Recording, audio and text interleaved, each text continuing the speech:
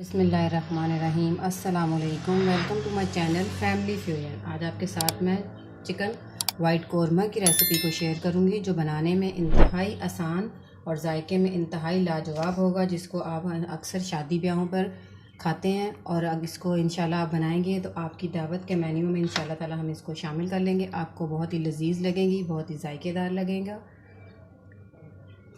इसके साथ ही अगर आप मेरे चैनल पर नए हैं तो जल्दी से मेरे चैनल को सब्सक्राइब कर लें, ताकि हर नए आने वाली वीडियो मेरी आप तक पहुंच सके।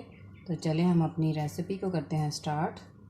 बिस्मिल्लाहिर्रहमानिर्रहीम। वाइट कौरमा बनाने के लिए मैंने 1 प्याली इसमें कुकिंग ऑयल ली है।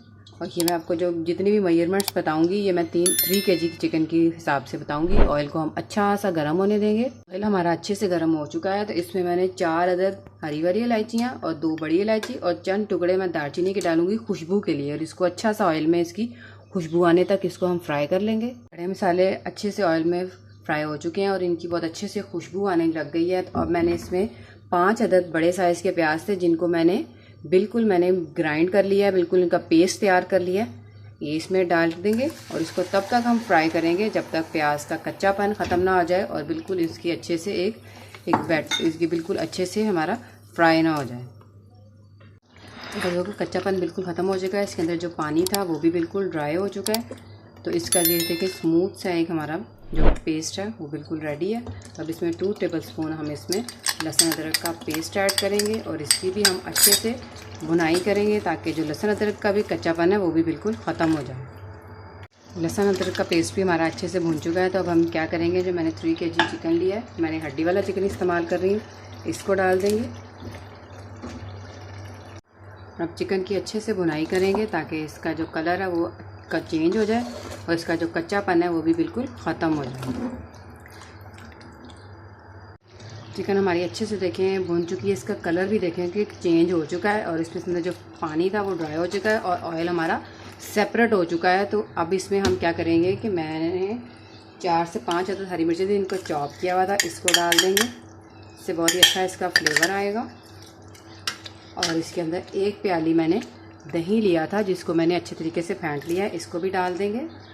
अब इसके अंदर अपने ड्राई स्पाइसेस को ऐड करते हैं। इसमें हम 2 टेबलस्पून नमक ऐड करेंगे। नमक अपने हस्बे ज़रूरत हस्बे जायका लेना है।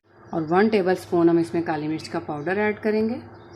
1/2 टीस्पून हम इसमें सफ़ेद मिर्च का पाउडर ऐड करेंगे। ना हो तो आप काली मिर्च ही अपने हिसाब से थोड़ी एक्स्ट्रा डाल सकते हैं। और 1 टीस्पून हम इसमें ज़ीरा पाउडर ऐड करेंगे। और अब सब चीज़ों को हम अच्छे से मिक्स करेंगे और इनकी अच्छे से हम भुनाई करेंगे, ताकि जो हमने दही ऐड किया है इसका पानी भी अच्छे से ड्राई हो जाए।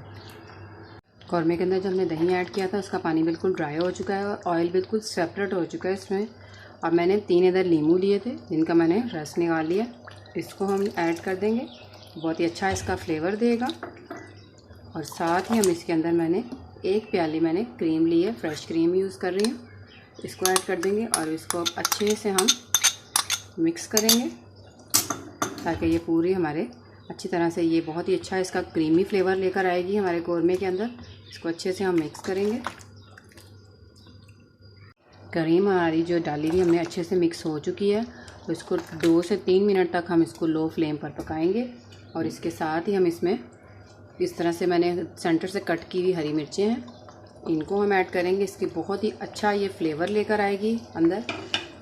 हरी मिर्चें जो हम ऐड कर रहे हैं और इस तरह से कट किया हुआ अदरक है, इसको हम ऐड कर देंगे और इसको हम 2 से 3 मिनट तक हम लो फ्लेम पर पकाएंगे। उसके बाद हमारा चिकन वाइट कौरमा बिल्कुल रेडी हो जाएगा। मेरे को पकते हुए 2 से 3 मिनट हो चुके हैं, तो इसका ऑयल भी सेपरेट हो चुका है।